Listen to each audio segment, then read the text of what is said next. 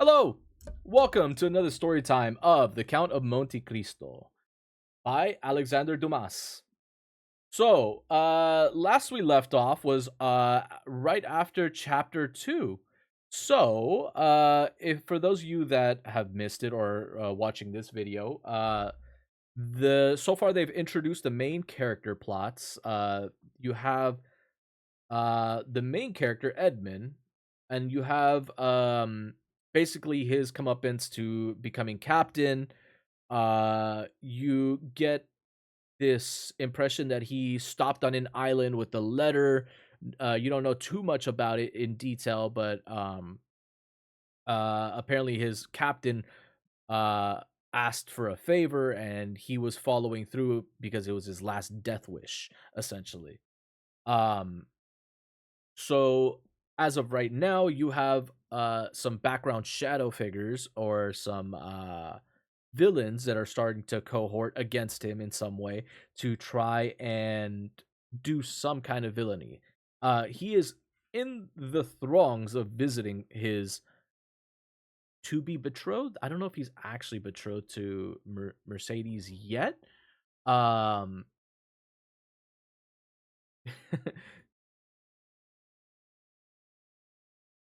but yeah, he's not betrothed yet, I think. I think he was going to go on his way to try and like marry her or something. I don't think they mentioned anything. But chapter 3 is already starting out with the Catalans, which is the introduction of this side of the family, I think, for Mercedes. In the movie that we watched, it was a tad bit different where Mercedes was already on the port welcoming him, which is kind of odd because I think the movie just kind of like completely skipped over the father aspect of the story. And I wonder if that's going to play into like later, if there's going to be like more to that character, if he just like showed up for that 1 second and then that's it. But let's find out. Chapter 3: The Catalans. The Catalans. About 100 paces from the spot where the two friends were sitting sipping their wine, the village of the Catalans rose behind a bare hill, exposed to the fierce sun and swept by the biting northwest wind. One day, a mysterious colony set out from Spain and landed on the narrow strip of land which they inhabit to this very day. No one knew whence they came or what tongue they spoke. One of their chiefs, who could speak a little Provençal, solicited from the commune of Marseilles the bare and barren promontory on which they, like the sailors of ancient times, had run their boats ashore. Their request was granted, and 3 months later, around the 12 or 15 boats which had brought these Bohemians from the sea, there arose a little village. This is the same village that we see today, constructed in an odd and picturesque fashion, half Moorish and half Spanish, inhabited by the descendants of these people and speaking the language of their fathers. For 3 or 4 centuries, they remained faithful to the little promontory, of which they had settled like a flight of seabirds. They did not mix with the inhabitants of Marseilles, but intermarried amongst their own folk, and perceived the customs and costumes of their original country just as they perceived its language. We would ask our readers to follow us along the only street of this little hamlet of which and enter with us one of its tiny houses, a young and beautiful girl with hair as black as jet and eyes as velvety softness of the gazelle, was standing leaning against the wall. 3 steps away, a young man of about 20 years of age was sitting, tilting his chair and leaning his elbows on an old, worm eaten piece of furniture. He was looking at the girl with an air which betrayed both vexation and uneasiness. His eyes questioned her, But the girl's firm and steady gaze checked him. Mercedes, said the young man, Easter is nearly round again, and it is just the right time for a wedding. Give me an answer, do. I have answered you 100 times, Fernand. I really think you must be your own enemy, that you should ask me again. I've never encouraged you in your hopes, Fernand. You cannot reproach me with one coquettish look. I have always said to you, I am fond of you as a brother, but never ask anything more of me. My heart belongs to another. Haven't I always told you that, Fernand? Yes, I know, Mercedes. I know that you have always been cruelly frank with me. Fernand Mercedes answered, shaking her head. A woman becomes a bad housekeeper and cannot even be sure of remaining a good wife when she loves another than her husband. Be satisfied with my friendship, for I repeat it once more. This is all I can promise you. Fernand rose from his seat, walked around the room, and returned to Mercedes, standing before her with scowling brows. Tell me once more, Mercedes, is this your final answer? I love Edmond Dantes, the girl answered coldly, and none other shall be my husband. You will always love him.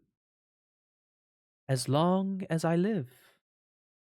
Fernand bowed his head in defeat, heaving a sigh resembling a groan, and then, suddenly raising his head, hissed between his clenched teeth.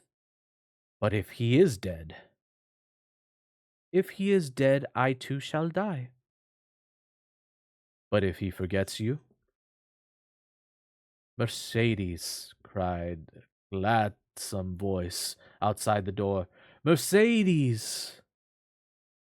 Ah, the girl exclaimed, blushing with joy and love. You see, he has not forgotten me since here he is. And she ran towards the door, which she opened, calling, Here, Edmund, here I am. Fernand, pale and trembling, recoiled like a wayfarer at the sight of a snake, and finding a chair, sat down on it. Edmund and Mercedes fell into each other's arms.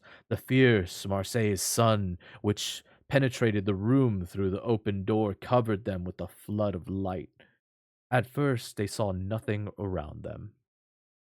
Their intense happiness isolated them from the rest of the world. Suddenly, Edmund became aware of the gloomy countenance of Ferdinand peering out of the shadows, pale and menacing, and instinctively the young man put his hand to the knife at his belt. I beg your pardon, said Dantes. I did not perceive that there were three of us here. Then, turning to Mercedes, he asked, Who is this gentleman? He will be your best friend, Dantes, for he is my friend. He is my cousin Fernand, the man whom, after you, I love best in the world. Don't you recognize him? Ah, so it is, Edmund said, and still keeping Mercedes' hand clasped in his, he held the other one out in all friendliness to the Catalan. Instead, however, of responding to show the cordiality, Fernand remained mute and motionless as a statue. Edmund cast an inquiring glance at the agitated and trembling Mercedes, and then at Ferdinand, who stood there, gloomy and forbidding. This glance told him all, and his brow became suffused with anger. I did not hasten thus to your side to find an enemy here, Mercedes.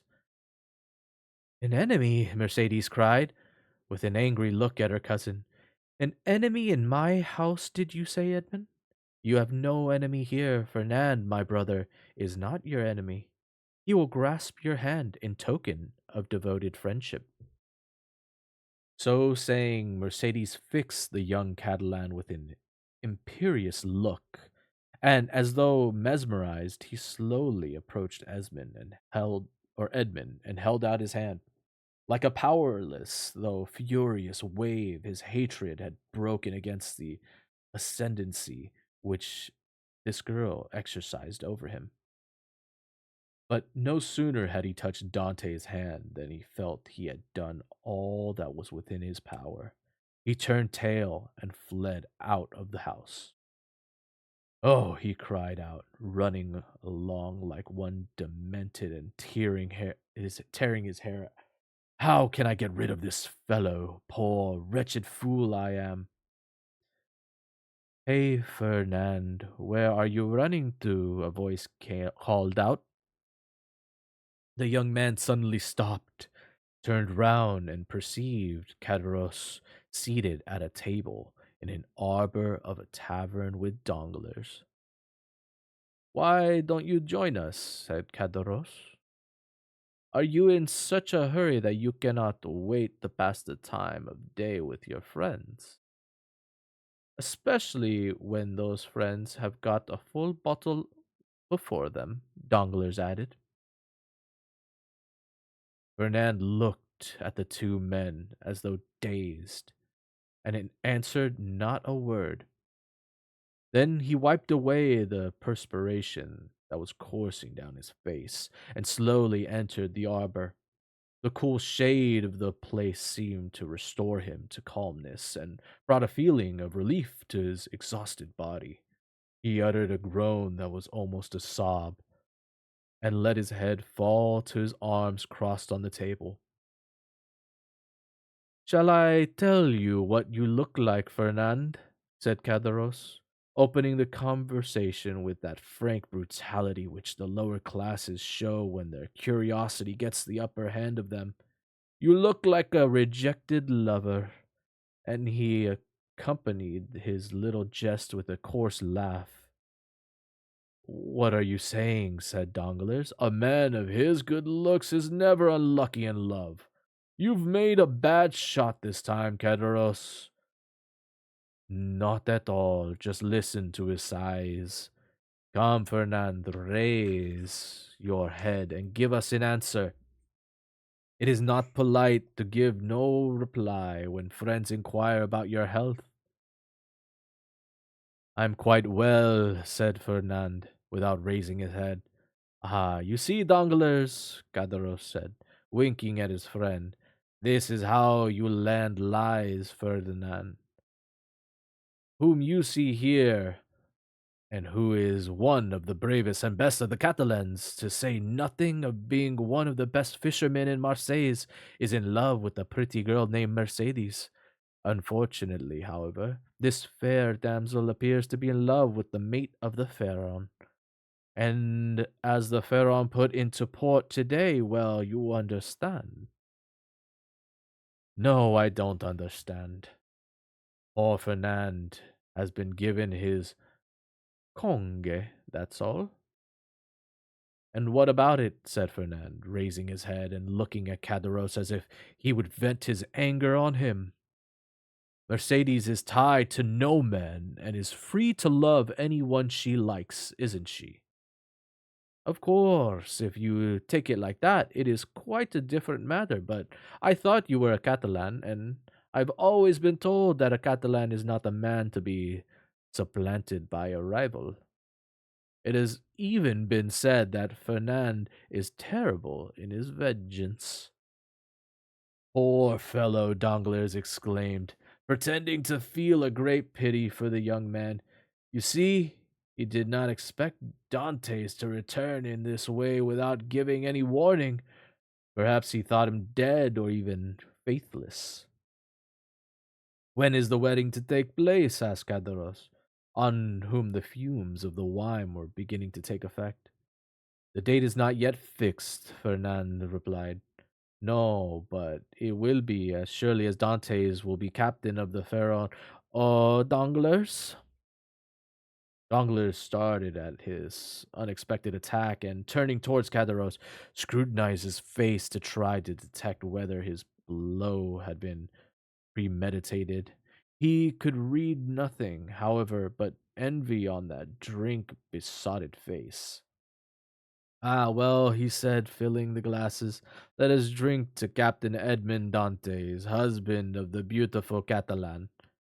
Cadaros raised his glass to his mouth with a trembling hand and emptied it at one gulp. Fernand took his glass and dashed it to the ground. Look here, hiccup Cadaros.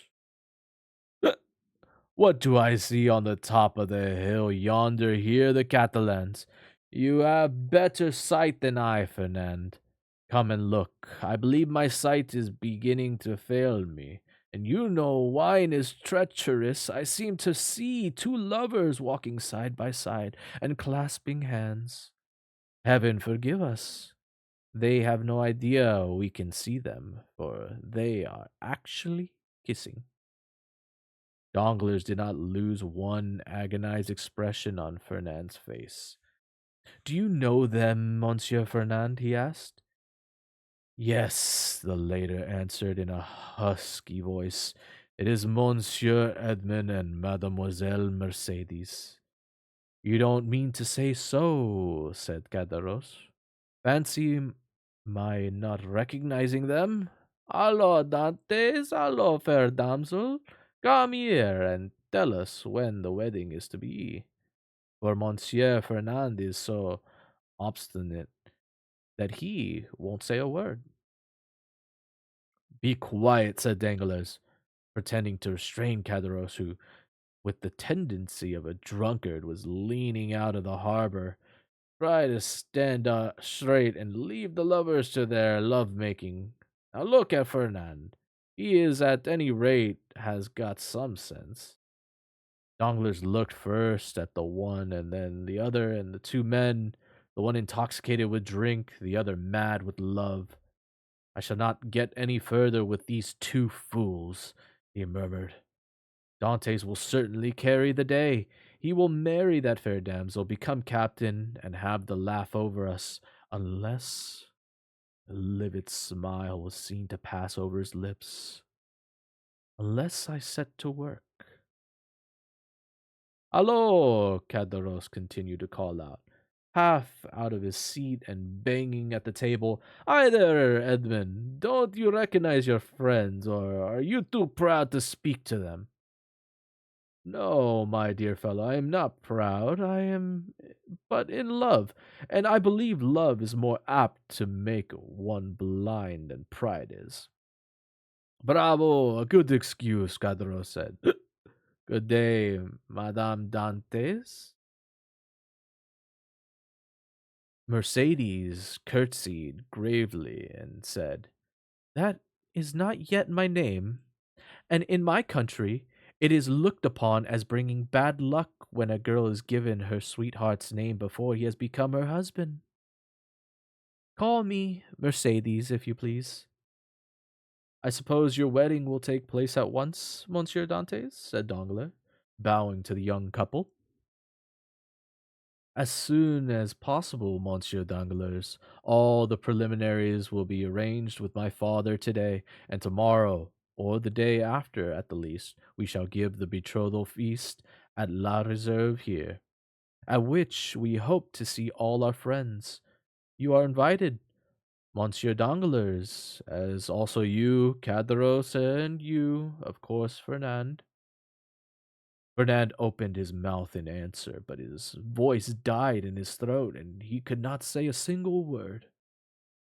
The preliminaries today, tomorrow, the betrothal feast, to be sure. You are in great hurry, Captain. Danglars, Edmund said, smiling. I repeat what Mercedes said to Cadaros just now. Do not give me the title that does not yet belong to me. It brings bad luck. I beg your pardon. I simply said that you seem to be in great hurry. Why, there's plenty of time. The Pharaons won't put out to sea for another 3 months. One is always in a hurry to be happy, Monsieur Danglars, for when one has been suffering for a long time, it is difficult to believe in one's good fortune. But it is not selfishness alone that prompts me to press this matter. I have to go to Paris. You are going on business? Not on my own account. I have a last commission of Captain Leclerc's to execute. You understand, Donglers, it is sacred. But you can put your mind at rest. I shall go straight there and back again. Yes, yes, I understand, said Donglers aloud. Then to himself he said, to Paris. No doubt to deliver the letter of Marshal gave him. Better and better. This letter is giving me an excellent idea. Ah, Dante's my friend, you are not yet entered in the Pharaoh's logbook as number one. Then, turning to Edmund, who was moving away, he called out, Bon voyage! Thank you, Edmund replied, turning round and giving him a fond nod. Then the two lovers went on their way peacefully and happy, like two of the elect on their way to heaven, while the three men continued their interesting conversation. And that concludes chapter 3. Wow. There's a lot of setup happening in this chapter. So you not only get Mercedes, you now have the introduction of this weird relationship with her cousin, which is kind of odd. And how he's trying to like get married to her. But I guess technically it's like normal in their village because everybody at the beginning of this they said that they were like a village that was kind of like they were a Spaniard village almost, so they only intermingled within their families and shit. So like I guess it was expected of them to marry within their like families. uh Really weird, kind of like royalty vibes in a way. um but yeah, and then you have the plotting. Wow, the plotting of these different characters, it's almost like you can like hear their voices too in like the different ways that they're plotting too. You have these emotions. The way that that Dumas has written these characters is so interesting because you have the way that that Fernand describing his way, like how he wants to get revenge. He's kind of like distraught. He's very distracted in his planning. Then you have Donglers, who's not necessarily like as intelligent. He doesn't get his plot until like the obvious is thrown in his face almost immediately. So like it's like a slow build up for Donglers. It's like watching a goon kind of like try and plot like a mastermind kind of thing. But then you have Kadaros. Kadaros is so drunk, but at the same time has this like almost hidden cunning to him because his planning isn't immediate. You can kind of see little by little he is almost plotting throughout the conversation rather. So these characters all have like different kind of like emotions in the way that they're written, and it's so interesting. I like that a lot. Maybe I'm reading too much into it, but like I feel like voicing the characters kind of like helps you get a feeling as to like how the like timing for some of the events occurring. And I know I'm kind of reading this a little bit quick, but I hope you guys are able to keep up with this. We're already entering 20 minutes on this video. I wonder if I should just split this into chapters, or do 2 chapters a night kind of thing. Um, from what I can see, we have just about, wow, what does the Roman numeral L mean? Oh my god, that's got to be so many. Holy uh uh holy moly, how many chapters is this? Okay, so LV. Is that like supposed to mean 50 then? I'm guessing L means 50 in Roman numeral. Yeah, oh my god, I totally guessed it right. Holy shit. Wow. Yeah, so L is 50. See, I knew it from my studies back in the day. I just sometimes you have to go into your mind palace to kind of like remember that shit. So yeah, so we're looking at just around holy moly, a lot of pages and a lot of chapters. It's almost 500 pages. Um, but we'll do chapter by chapter. I think it's a good little pacing. This reading will probably take us all the way till like about summer. If we do every single day, we probably could have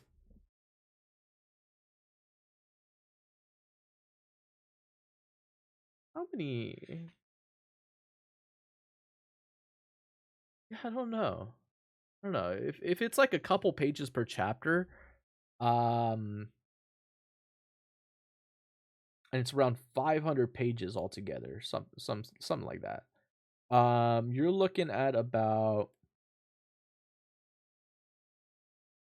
I don't know, maybe I can squeeze in like 50 videos out of this, maybe more. There'll probably be days where I do multiple chapters. We'll see.